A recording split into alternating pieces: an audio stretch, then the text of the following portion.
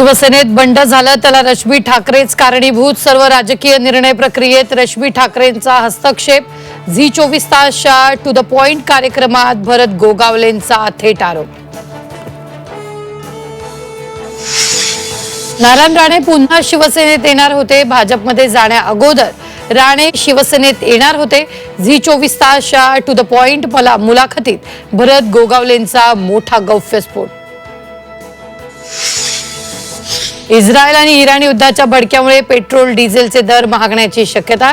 कच्च्या तेलाच्या दरात एका दिवसात तब्बल 10% वाढ।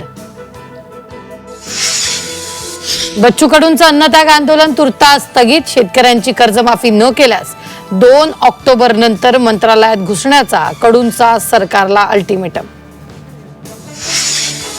आम्ही शेतकरी कर्जमाफीचं आश्वासन दिलंच नाही। ओबीसी विकास मंत्री अतुल सावेंचं वक्तव्य।